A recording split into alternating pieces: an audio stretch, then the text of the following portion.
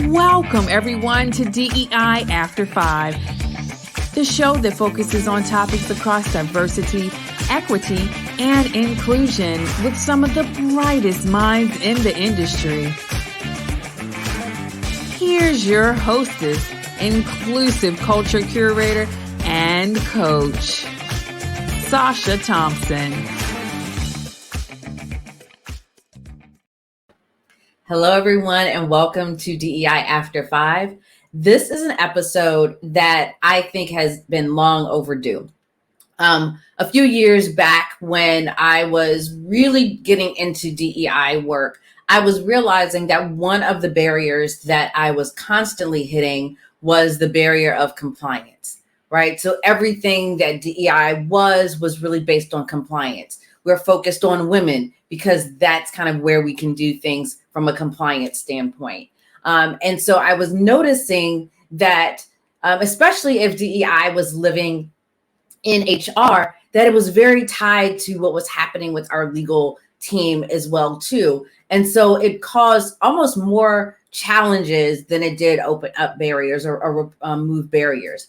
And so this conversation today really is about that legal side of DEI. And so my guest is Brittany Hale, who is a DEI consultant with a legal background. So I love that combination. Welcome, Brittany. So much, Sacha. It's a pleasure to be here. Thank you. So first of all, can you just start off by talking about how you got into DEI?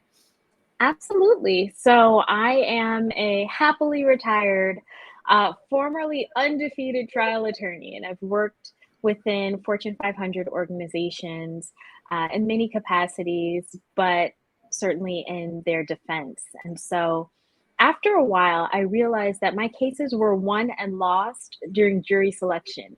And I think part of my success, as much as I would love to say that it was just, like Annalise Keating, was really being able to identify the gap between what a potential juror said and how they operated. But over time, I realized that case after case, trial after trial, the organizations that I was defending were essentially scaled out juries, in that there was a huge gap between what they said and how they operated. And the only thing is that they weren't just losing money, they were losing valuable talent and even trust within their industry. Yeah.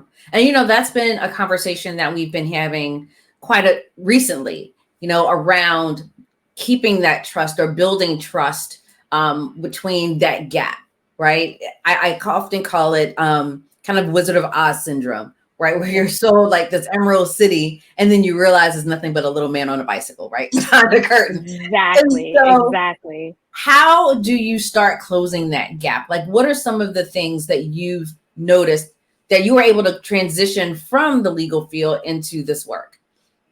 Absolutely. Well, what people would love to believe is that it's solely about facts, but there's so much within trying a case. It's about storytelling and also curiosity, right? So I always challenge senior leaders to have the courage to be curious, right? Understand, why is it that you're having difficulties in these areas? Okay, so if all of your senior leaders are monochromatic, is it possible that the only people who are diligent, hardworking, competent are a certain group of people? It's possible, but is it probable? Absolutely not. And so once we start in that space of curiosity, that's when we move into that assessment piece. And I always say, assess, align, design. Assess where you are currently, align your current leadership, and really work from the top down to figure out how you want to implement change. But of course, taking in what you've learned from the people from the bottom up, and then designing environments that are both inclusive and equitable. And surprisingly, certainly not a surprise to you, Sacha, but what we learn is that designing more equitable environments within workspaces tends to be more cost saving for organizations as well. Absolutely. So I want to do a little bit of a pivot because, I started off at the top by talking about compliance and some of the restrictions that come about when we look at DEI from a compliance standpoint. So can you give us a little bit of context behind why so many organizations start there? Well, I think when we're having this discussion, we're really kind of exposing a dirty secret within HR, which is, quite frankly, that most HR leaders are not equipped to build out equitable cultures within organizations. And this is not to say that they are not competent, but they're doing what they're trained to do. HR, much like legal, focuses on compliance, right? What is the federally and state compliant thing to do? So if I've interviewed one of each, we've done the thing, we're great, no more, no less. And so my challenge to current HR practitioners is, if doing what was federally and state compliant was enough, we would not have the multi-billion dollar industry of DEI as it stands. That part. Like, yes, that part. As you're talking, I'm just kind of thinking back at some of the individuals that I have encountered through the years. And, it's been this reliance on compliance because outside of that box, they just don't know what to do. And so what are some of the things that HR leaders can do to kind of go beyond that compliance piece? Again, with HR leaders, get curious, right? No one is, I've encountered so many CHROs who've said, well, if I work with you, they'll think I don't know what I'm doing, right? If I work with you, how do I justify it? And I've always said, my role is to make you look like a rock star, because ultimately, once we develop an equitable environment, we're going to see that turnover churn go down. Okay, we're going to see a change in the attrition rates. We're going to see employees that are more engaged. We know that with an extra 15 minutes of productivity, that revenue goes up 3%. They're going to look to HR to figure out, okay, great, people are compliant, but now you're being asked to do a little bit extra, right? Yeah. So if you can bridge your understanding of your employee life cycle, going from a place of compliance into a cultural understanding and really just growing that, it's only going to solidify your role within the organization. So what I'm hearing you say is something that actually another one of our guests in an earlier episode, Shauna Pangol, was talking about, and it's a shift in mindset, right? Absolutely. Like it's really shifting the mindset from, okay, this was compliance. This is a compliance mindset, but how do we go into like a growth and opportunity mindset? And probably about a year ago, I was talking to a grad student who's in law school. And she was getting her JD MBA. And she said to me, Sacha, what I'm being taught is law is going to ask you, what's the minimum that you can do, right? Before it's a challenge or an issue. And I was like, well, what if the mindset shifted to what's the most you can do before it's illegal, right? Absolutely. And so I think that's the piece where it is definitely, how do we think about this? What is the mindset that we're going to? It's that abundance, right? It's the growth. And right. So it's like that bare minimum is what we've been seeing in DEI for so long when people come from that compliance mindset. But once we have that shift, like you said, the curiosity, that's what's key to this. Exactly. And I love the focus on mindset, because again, that lack mindset not only focuses on compliance, but really just the regard and value for DEI as a whole, right? We have people who lean away and say, well, I've worked really hard, right? I've operated successfully within these systems that were, of course, built to benefit certain groups, but I've worked really hard, and therefore no one should be able to take anything away from me. And that is, again, this lack mindset and this belief that you cannot have substantive, scalable, sustainable change within an organization without something being taken away. And once we shift from that mindset, once HR leaders are able to conceive of themselves as really growth partners within the organization, now we're going away from, okay, well, people will know that I don't know what I'm doing, but using that as a means to further engage senior leaders to say, hey, listen, I am a value add because I'm thinking about what's coming down the pike. And yes, we have compliance, but we really need to figure out, how are we growing our organization? What's coming next? We see in California, right? Organizations that have in excess of 100 employees are now being asked to report, statistically, and, they are being required to be compliant with the request for race and gender numbers, right? So if you were adopting this growth mindset as an HR leader, well, this is something that you might have anticipated and engaged senior leadership in this journey toward a more of a focus on DEI. Yes. Yes, all of that. Yes. But as I'm listening to you, what dawned on me was like, there's another side of the coin to this, which is the legal team within the organization. Yeah. Right. My experience has been that many of them don't have a DEI lens, right? That's not taught in law school. And I'll take that back. I'm starting to see more conversations around diversity, equity, and inclusion in law school, particularly with the conversation around critical race theory, right?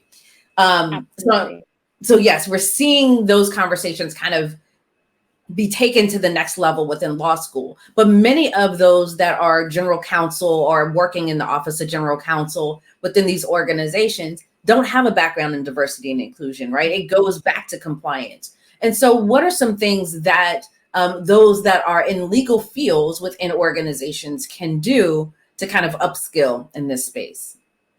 Well, again, this is an opportunity to be creative. As lawyers, we like to think we operate outside of and devoid of emotion, right? And we are just, these high-level, high-minded individuals, but we are still human.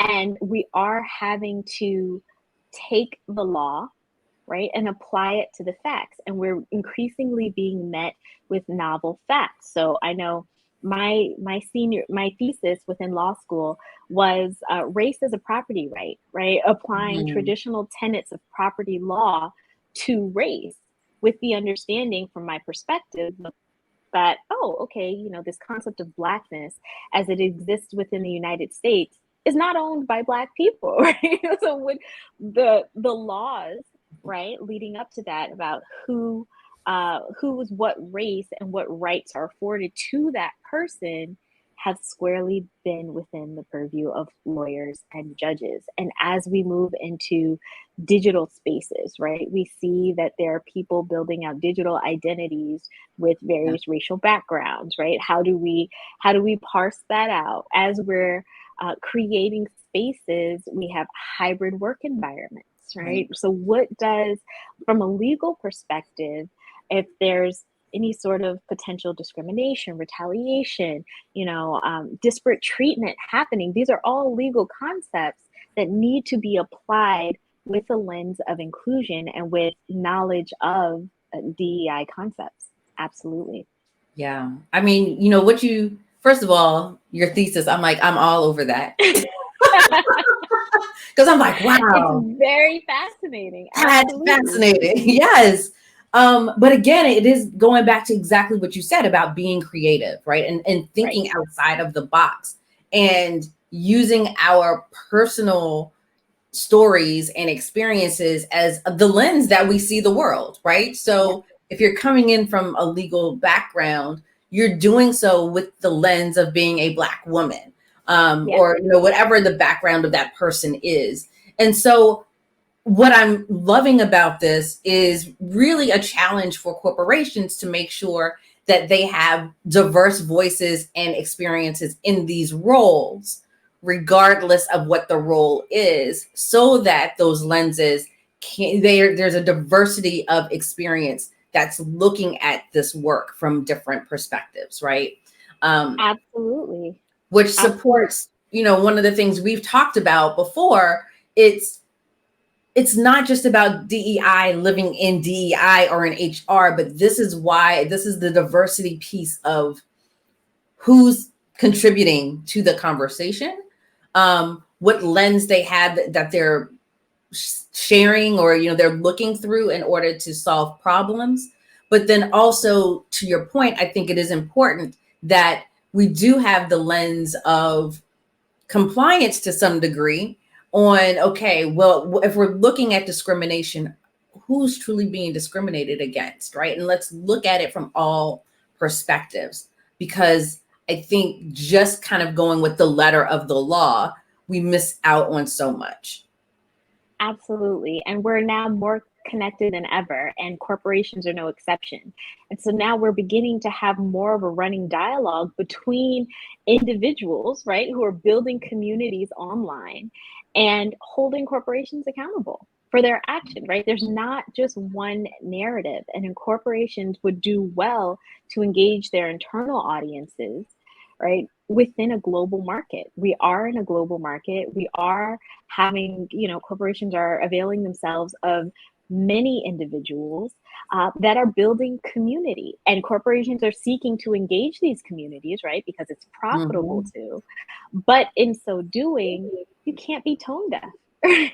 You can't just solely focus on your view of how you see the world and how you'd like to direct that. It's worth having a conversation, because chances are there are people within your corporation that have a perspective that can prove valuable to what you seek to put out and how you seek to engage. Absolutely. When you were talking, it just reminded me of the summer of 2020, when all of these companies came out with these statements. Yeah. And at the time, never heard anything again in an organization. And I'm just like, okay, who's at the table? And it was PR, legal, and HR. And what are we going to say, right? Like, what is our external message? But to your point, they weren't listening to the internal voices. And that's where they got that backlash of like, Black Lives Matter, really? Because we're being mistreated internally.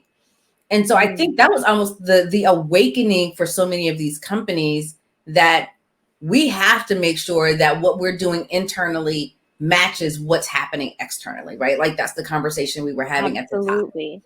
Absolutely. Yeah. What are you going to say? But most importantly, what are you going to do, and how do we know?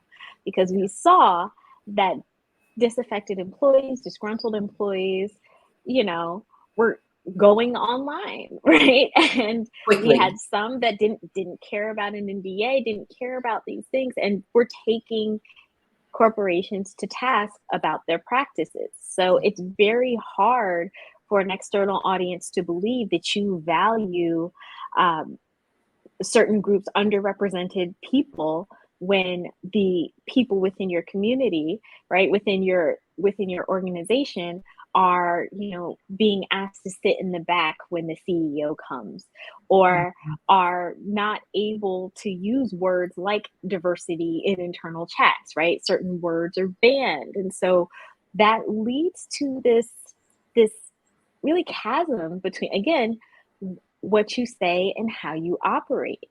And that trust is eroding. Yeah. And so organizations have a unique opportunity. You can either build that trust, right, and say, this is what we stand for, and demonstrate it within your internal communities, or you can continue to have that gap and, unfortunately, erode your trust within your industry and globally as well. Absolutely.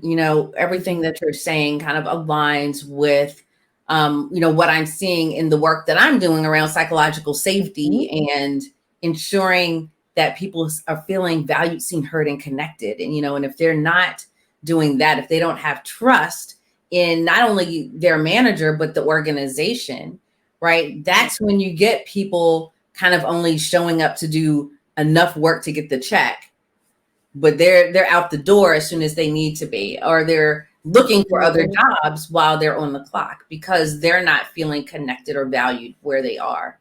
And so a lot of that ties back to trusting the organization to take care of you, to put your needs, or understand what your needs are in order to be successful there, versus just being a cog in a wheel. And I think that's kind of where we are. And that actually leads into my next question around, I've been calling it DEI 2.0, right? We come through the reactionary pieces of summer of 2020, where everyone's about awareness and all these eyes got open to what was happening.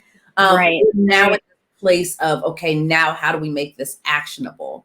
And so it's pushing folks beyond just workshops. It's how do we go beyond? How do we build that trust, which is long term, which is talking about sustainability, honestly, in this space. So when you talk about the work that you do with clients, and, I know that you do some long-term work with them. So can you talk about kind of your contribution to DEI 2.0? Yes. So DEI 2.0, and I love that you titled it that, because that's exactly what it is. And what I do, how I start out, again, I love to get into the C-suite, start with senior leaders. They can tell you all about, the origin and, their values. But when I ask them how it's operationalized, name 3 policies that are demonstrative of honesty or integrity, things get a little muddy. And we all know that middle management, because they don't really have some of this firm leadership, they start improvising, right? And that's where we start to see issues. So when I think about DEI 2.0, I always start with values. What drives you, right?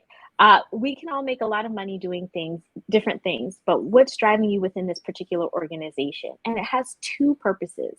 One, it's something that can bind people together and keep you accountable, right? Because if you say that integrity is important to you, we can develop KPIs, but that's informing your personal and your professional mode of operating, right? We don't shrug off our personal perspective and worldview when we walk into the workplace, as much as we like to think we do.